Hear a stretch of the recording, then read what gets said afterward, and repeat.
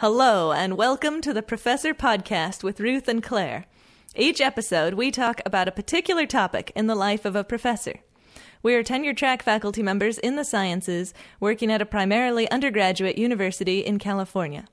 The purpose of our podcast is reflection, so we bring something we think is working and something we're working on to discuss. Hello, this is the Professor Podcast with Ruth and Claire. I'm Claire. Hi, I'm Ruth. And today we're talking about a topic called Essentialism, and we will say what that is in a minute. But first, Claire, how was your week? It was good. This week, so we have in the chemistry department this seminar series that all the senior students present in at some point in their senior year. Mm-hmm.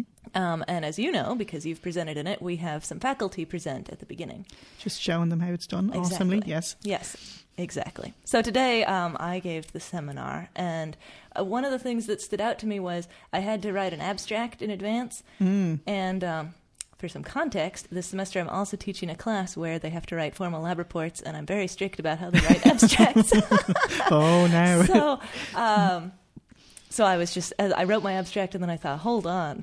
This has got to be a really good abstract by my normal criteria. So anyway, it was extra hard to write an abstract. You should have given them an assignment where they had to write your abstract and then pick the best one. Ooh. And then you wouldn't have to write it. But yeah, no, I hear you. Totally. That is worse. So it was just funny to be thinking about myself grading my abstract by the criteria I'd given them. But anyway, it all worked out. That's cool. How was your week? My week was okay. I sort of wonder, I go back and forth between whether doing an exam during class is actually easier or harder, because you're just sitting there, but sometimes the tension in the room is very intense. And you're just talking actually sitting there, because of course you have to make the exam, right? Yeah, of course. But just sitting there, and then I had of course typos in the exam, those are so stressful. as always. Yeah, so that was good. But yeah, just the stress of sitting in the room with a bunch of people who are very stressed out. Yes, it's a lot. I know. I always find I'm flipping through the questions, which one are they on right now? I know.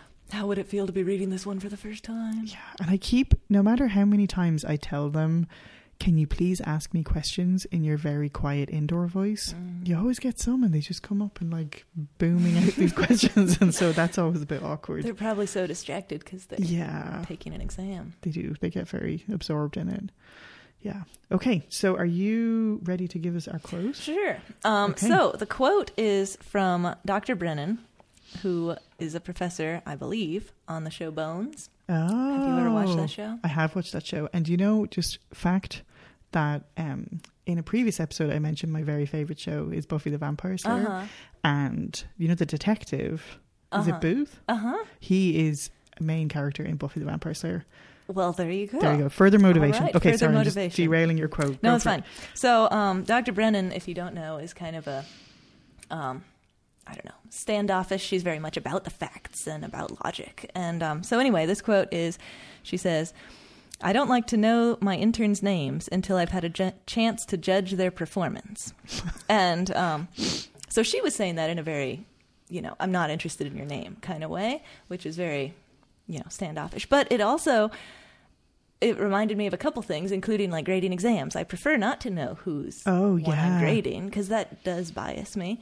And it also kind of made me think of essentialism, because she's very specific about what topics she wants to know about. She doesn't want to know the name until she knows whether it's worth knowing the name. Yeah.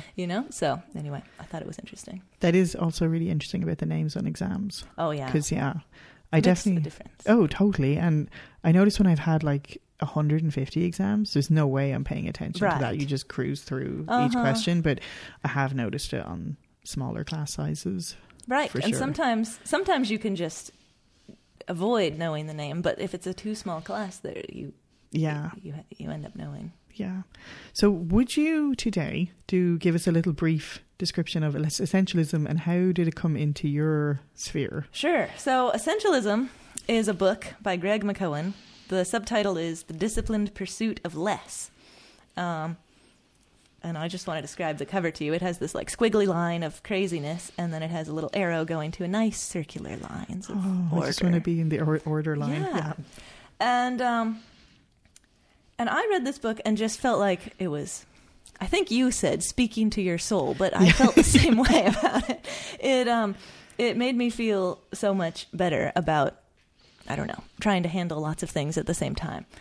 And one of the things that stands out to me in particular about it gives this example of, well, in general, the idea is that you have to say no to most things in order to do the things that you actually want to do. And so you need to be essentialist. You need to only pick the essential things and really do them. And so one of the examples in the book that I really liked was, say it's 10 minutes to a meeting, and it takes 10 minutes to get to the meeting. But you're also tempted to sit down and read your email. And this happens to me all the time. And the thing that Greg McKeown points out is you can do either one, but you're making a decision. It's not actually possible to check your email and get to the meeting on time. And so therefore, you can't feel bad about not doing both of those things. It was never possible for you to do both of those things. And so that idea that it was never possible to do both those things is really helpful. And also the idea that it's a choice. I can decide to be late to the meeting and check my email, or I can decide to not check my email and be on time to the meeting. And it's my power to choose that. Was really empowering. I'm really glad. So when you lent me this book, and I have, through raving about it, other people have bought the book because I've been like harassing them about it. But awesome. I do feel like, and I don't know if this was your experience, but doing a PhD was really difficult and very hard, but it was one thing. Like, it was the one project. That's true. And transitioning to this job is so crazy, like where it's just 5 bazillion things coming at you all the time. And so this is really helpful in terms of kind of filtering some of those things down. Yes. But it's so hard to balance. It is. Like, and it's like, even, and we talked about this with the, like, in the tenure episode, the idea of just the nebulousness of, service, just like whatever that might entail. So, yeah. Right. And we constantly, I'm sure all faculty and many people beyond constantly have, so many requests or tasks coming in. And so if you don't selectively choose what you want to do, then you'll be doing any old thing. Right. And it just seems productive. And I think especially as junior faculty, because when you come in, I didn't have any idea what was going to happen. And then it's just all of these things, and you feel totally powerless. Like, you're just like reacting to everything that's happening, and there isn't any choice. Yeah. Yeah. Totally. And it's more just someone thinks I should do this, so I guess I'll have to do it. Yeah. Yeah. Yeah. So, so one thing that's going well with essentialism is just knowing that is a choice, Yeah. So a good example is actually for today's podcast recording. Someone was trying to schedule something with a bunch of people and couldn't find a time. The only time they could find was now. Oh. And I got an email from this person saying, I would really appreciate it if you could make that work. And I was like, wow, that, it was like a hard thing. Yeah. But it was my choice to say, no, I'm actually busy then. Thanks for doing that. Well, I'm glad that I did.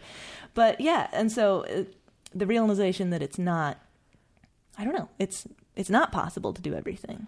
And in fact, you don't want to. You want to pick the things you want to do and really do them. You're hitting me right in the feels right now, because I'm like, I've been thinking a lot about the mythology of you can have it all. Right. And it's such total BS. And so, like, when being a mom, like, I just constantly feel like I'm failing at being a mom, and then I feel like I'm failing at being a professor, like, because you have too much. The expectation is just crazy. The expectation is you can do 100% of both, right? And like, time. It's so like, even the fact that I had to sort of stop myself and think, like, I don't need to reply to a student email at 10:30 at night, like that's. But you just feel like you have to do everything right all the time, and so, like, even with the kids, I felt so guilty about working that I would try and like schedule them things on the weekend so that we were, and they were just so tired. Like they didn't want to have a thing. Right. Yeah. And they like hanging out in their pajamas for the entirety of Saturday morning and not doing anything. And yeah, totally. And like, but it's just this like craziness, and the images were given of all of these people who were just having it all and doing it all, and you can't be at the meeting on time and check your email. Right. Like you just can't do it. But you get to choose. Right. And the choice is, that's huge. And it's, so that was kind of the thing, is the expectations maybe are coming from outside, but a lot of them are coming from inside. Oh, you know, I'm thinking that I must do both those things, and that's not possible. So I don't have to think that anymore. So there goes some of the expectation, at least, you know? And I have certainly interacted with people before who I really appreciate their directness. And like the worst thing, and I have been very guilty of this, is like agreeing to do everything and then not doing anything. Right. And like just kind of not out of like, I'm not trying to be a jerk, but just because you're like, oh yeah, I'll make that work. And like you show up 10 minutes to the meeting, like sweating and not present at all. And then when you have people, I've really like, you had people and they're like, no, that's just not going to work for me. I'm not going to do that. And you're like, oh, okay, thanks. Now you know where you stand. And much you can better to get a solid no than a maybe or a yes that's wishy-washy. Totally. Yeah. And Greg McKeown also talks about how all the different ways you can say no. And that's really helpful to have kind of a script, you know? Yeah. And one of the thoughts that I like to think of is when you get one of those requests, you want to say yes because everyone's going to be happy and excited that you're going to do this thing. Mm-hmm. But so you say yes, and then you feel bad for the whole time you have to do the job, you know, because you didn't even want to do it to begin with, or it didn't meet the essential criteria. Or you say no, you feel bad for a little bit because you said no, but it's really not that big a deal. And then you get to go off and do all the things you wanted to do. And so it's actually much better in the long term. Totally. And I do like, I'm bringing gender into it. Okay. I've managed to not do it for a few episodes, but I'm going for it now. But I do feel like there's kind of a gender issue with what we are raised to behave like. And it feels mean, and you don't want to be mean to not say yes. And then I do see people who can make those kind of solid decisions, and it impacts their career. Mm-hmm. You know, you can be more successful if you focus on one thing you're really into, instead of just like scattering your energy. Mm-hmm. I really like the image, one of the images he has in the book of like a circle, and it has arrows coming out of the circle, and they're all these like, you know, 20 tiny arrows going in different directions. Right. And like, what if you combined all of your energy into one of those arrows? Like you could advance something in a big way. Totally. And exactly. So, yeah, for sure. And for me, the thing that sort of was working is you gave me this book at a time like it could not have been more appropriate. Oh, good. So I think I've talked to you, like I've been having sort of health issues, and like nothing like super serious, but definitely I have not been operating at 100%. And when my 75% is divided into like 9 million different things, I never like achieve anything. Like, and 75% is great directed in one. I know. Direction. And that's like, so I've been trying to, I also have become really mercenary about tenure and trying to think about like, oh, what can I put on my CV, or what things are actually concrete achievements. And awesome. And so this semester, with that in mind, with like a slightly heavy heart, I cancelled doing any club things. Right. And sort of the social things that I've been doing with students, which I do enjoy, but they're like, it's a lot of energy and stuff. So I'm trying to, instead of like, I used to just berate myself for, okay, but you're doing all this stuff, but then why can't you just get your shit together and do like sit up for 4 hours and write this paper? Like, why just get it done? And instead of just having that nonsense, just being like, yeah, I'm not going to do that. So I need to like cut things out. Right. And like, there is a moment where that feels a little bit like admitting defeat. Do you know what I mean? But definitely. Then when you're actually like, okay, but this could, like, what if you could write a paper, or what if you could get a grant or do the thing? Well, that's kind of another thing, is saying yes or no solidly to yourself. Like, am I going to write this paper? If the answer's no, let's just decide that now and stop worrying about it, you know? Because so much of procrastination feels like you're not actually into the thing. Right. And maybe that's a good sign that you shouldn't actually even worry about it. Cross it off. Well, because you know, like when you have to-do lists and then you write your next list, and there's one thing that just gets transferred to like 15 to-do lists, and you never ever like address it at all. So yeah. At one point, Ralph had a rule that if it's transferred over twice, it's gone. Yeah. Which is nice. Well, I had an experience in grad school where I had this roommate, and he moved to a city, and he left a lot of his stuff in the shed outside, and he was there for a year, and then he came back and he was going to get the stuff, and he was like, you know, I'm just going to get rid of all of it I have not missed any of this stuff over the last it. year. And I was like, whoa, dude, like that felt really intense. But it's like Ralph being like, I didn't do this over 2 lists. I'm not going to do it. Yeah. And just admitting that and moving on instead of like having it hang over you. And this weird guilt of, but you can have it all. So you have to have it all. And yeah. Yeah. Totally. Well, that's super essentialist of you to cut out the clubs. I love it. Yeah. And I think, and it feels like I was trying to be a little strategic in thinking about the things, because I think I have, and again, this sounds again really mercenary and I'm like doing all the math, but I feel like I've demonstrated stuff in that area. And so now I need to actually demonstrate stuff in other areas. And so, yeah. That makes sense. Right. And then it was just when you gave me the book, because I had just been in this cycle of getting really frustrated with myself for not getting everything done. And it's just so pointless. And then you just feel crappy and don't want to do anything. Right. And then when you do have a moment to do something, you don't even want to, because you've been stressing and feeling guilty that you haven't been working on it this whole time, when really you decided to not work on it this whole time. You know, even if it wasn't conscious, it was happening. I like what you're saying, because you know when you have that conversation with students sometimes, yes, and they're like, sorry, I didn't do it, and you're like, it's completely your decision, right? And you can see that from the position of being a professor, and you're like, you decided not to do it, and you didn't, you know. But it's sort of weird that I kind of couldn't do that for myself and realize, yeah, okay, so what are you working on, or what's not so well? I think, in a nutshell, I'm not doing it enough. Yeah, I still. Even though I'm aware of it, it still happens all the time that I think, well, I'll do these 5 things in this hour, when really, you know, each one of those would probably take an hour. And so let's be more reasonable here. Yeah.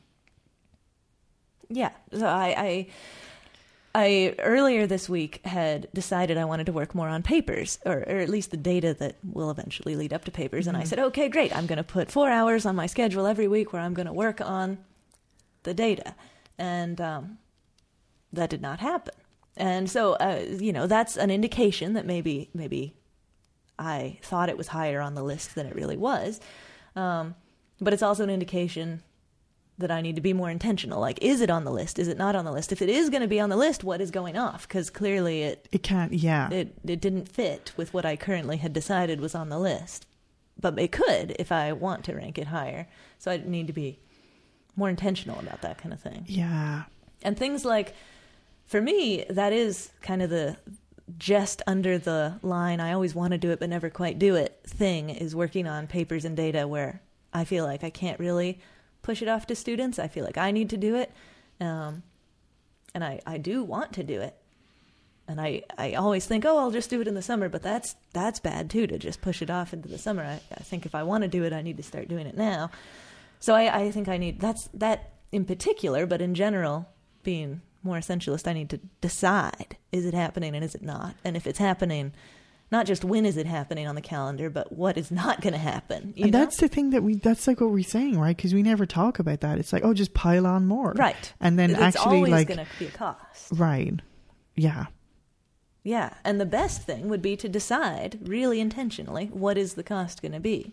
Right. Or maybe the decision is, it's just going to happen at a slower pace and you're going to do like 30 minutes a week or something. But yes, yeah, good point. Just the consciousness and bringing, because it feels like it's amazing how much of my day is me just running around responding to things with no plan of what I'm doing. Like just, oh my God, there's a class. Oh my God, I should have this done. And like just. Totally. Yeah. Yeah. And to some extent, I think it makes sense. We could even schedule, well, I'm going to need the half an hour before class to make sure I have everything printed or whatever, you know? Yeah. Yeah, but then to another extent, and to some extent, you could also say, okay, this is my hour of responding to any emails that are longer than a quick, I don't know, however you want to set up the email. Do you ever think that email has not helped us? Wasn't there something like there was some point in time where email did actually help, and then now it's toppled over into now it's actually just a time suck? And yeah, I do feel like it's a time suck. There's obviously some things that it's really beneficial for, but overall, missing all your email for a day probably would be more productive. Yeah, and I guess some of the problem with the two is this really false sort of expectation that people have that you'll respond immediately if you send an email. And which of course means that you're interrupted from whatever you were working on, which was probably a nice long-term useful thing. Or hopefully it was. And like the best success I have is when I'm doing something not on my computer. Right. But when I'm doing something on the computer and you see that email waving at you, it's so hard to not like get derailed at it. But, you know, yes. And so today when I was finishing the slides for my seminar, I had to close my email because I was like, these slides need to be done, you know, by 2:00. And so then I was able to be productive. So I, you know, got to get into that even when there's not a 2:00 deadline. Right. That's just headspace of. Yeah. Like I'll check my email later. It will happen, but not right now. I don't know. Yeah. I think my thing that I need to reference from the book is sort of having almost a script for saying no. And I think I do, again, I almost feel like I wish there was like a separate section just for women or something, because it's like some of the things he says and I'm like, I'm feeling it and I'm with you. And then he's just so confident in it that this, and I'm like, okay, I'm not quite feeling that because I feel a bit nervous about doing it. But like the biggest thing for me is just people wanting, like students just have like just a quick question. Right. And then just being conscious of, and I've actually have started like say holding the end of my office hour deadline as firm, which feels like kind of a jerk thing, right? Because what's the difference if it's 5 minutes after your office hour? But just sort of then it's like I might not, like I think I told you last year, this is way oversharing, but I got a kidney infection because I didn't go pee before class. I mean, that wasn't the whole thing, but it certainly didn't help anything. Right. And when you're getting to the level where you're not eating or using the bathroom when you're supposed to, like, it's crazy. Right. And so you really need that 5 minutes before class. So people got to get out of your office. Right. And it's like, or I just need to eat my lunch, or I just need to not do whatever right now. Right. And so I've gotten better at kind of what I hope is kindly, I'm so glad you came to office hours, but they actually are over and I can't wait to see you next time, or some script just to have like something to kind of hold these spaces. Right. Scripts are great. I was thinking about that too. Like, you know, somebody comes and just wants to ask a quick question, but you're on the way out the door. Yeah, you need a script to be like, okay, like normally super glad to help. Right now I got to go. Yeah. Shoot me an email. I don't know, you know? Yeah, I like that. Yeah. The email thing is helpful. But sometimes it is that's kind of the tricky thing is, you never know how quick it's going to be. It could just be oh yes, that's the correct answer kind of thing, and then I do have time for it as I walk out the door. But and it's hard because a student's interpretation of what's a quick question is not, because they don't know. The reason they're asking is they don't know how complicated. Right. Like often I'll have a student, they're like, oh, just really, really quick. Is this the right answer? And you're like, no. And then it's like, why? And you're like, oh man, this is a whole other thing. Right. So yeah. But I guess like you're saying, maybe it's just the consciousness. Like if you decide, okay, I can do this for 5 minutes, but if you don't, and I think before I was never deciding, I was just reacting and just like, oh, okay. And maybe one of the decisions could even be, you could say, like you're saying, oh, I'm so glad you came, but office hours just ended. That could be the end of it. Or if you want to say, I have 5 extra minutes, but you're making it clear, I only have 5 minutes. And if their question is long, you're like, oh, this is going to take longer than 5 minutes.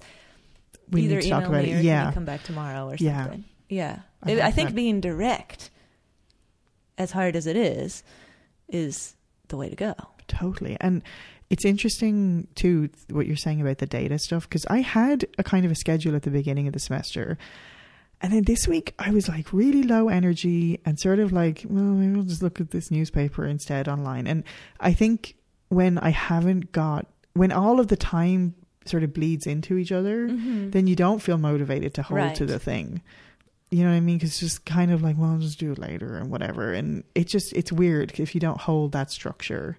It can really quickly just dissolve into a blob of, and then you just feel sort of unmotivated, because the best motivation for things is when you actually start getting it done. Right. And then you're like, I want more of that feeling. Totally.